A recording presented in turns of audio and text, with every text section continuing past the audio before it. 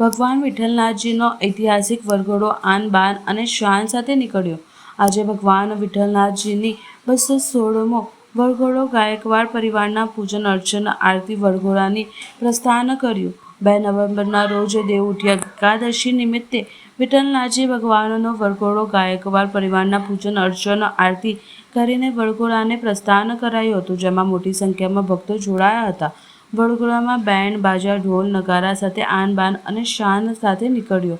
શહેરના રાજમાર્ગો પર ભક્તોને દર્શન કરવા માટે નીકળ્યા હતા। આ વરઘોડો માંડવી વિઠ્ઠલનાથજી મંદિરથી નીકળી લહેરીપુરા ન્યાય મંદિર થઈ નવા કારેલીબાગ રોડ પર થઈ બહુચરાજી શમશાનની બાજુમાં આવેલ લીંબુવાડી થઈ ગહિનેશ્વર મહાદેવ પહોંચીને હરિહરનું મિલન થશે। ત્યારબાદ સાંજે નિજ મંદિરે પરત ફરશે।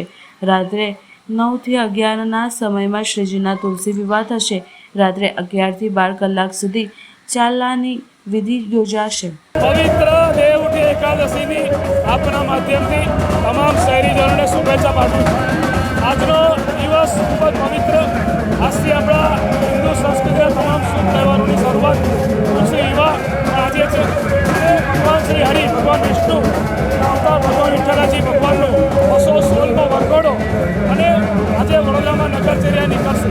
ઐતિહાસિક પરંપરાગત વરઘોડો છે, એમાં એક ભક્ત તરીકે વર્ષોથી જોડાઈએ છીએ અને પ્રભુ વિઠ્ઠલજીના આશીર્વાદ તમામ શહેરીજનોને મળતા રહે એવી આજના દિવસે પ્રાર્થના કરું। પર ભક્તોને દર્શન આપવા નીકળ્યો છે। હાલમાં વરઘોડો મંદિરમાંથી નીકળી અને માંડવી વચલી કમાનમાંથી બહાર આવી અને ભક્તોને દર્શન આપી રહ્યો છે। આજે ચાતુર્માસ પૂરો થાય છે। આજથી ભગવાન શુભ વિવાહ કરી અને બધાને શુભ કાર્ય કરવા માટેની પરમિશન આપે છે।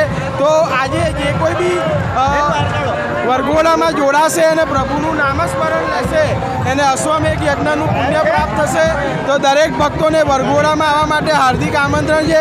કહાર સમાજ, સમસ્ત વડોદરા કહાર સમાજમાં એક પ્રથા છે કે જ્યારે પણ ભગવાનનું વરઘોડો નીકળે એટલે પાલકી ઉચકવાનું અમારું કામ હોય છે અને એની અંદર નિસહાય અમે પરંપરાગત રીતે આ સેવા કરીએ છીએ।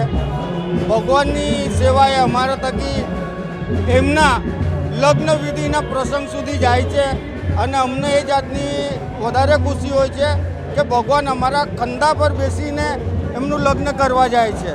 એટલે કહાર સમાજ અને જે પણ કર્ણધારી છે અને જે પાલકી ઉચકો છે એની માટે ગૌરવનો દિવસ છે અને હું તો કહું છું સમસ્ત સનાતન ધર્મની અંદર હિન્દુત્વ જાગવું જોઈએ।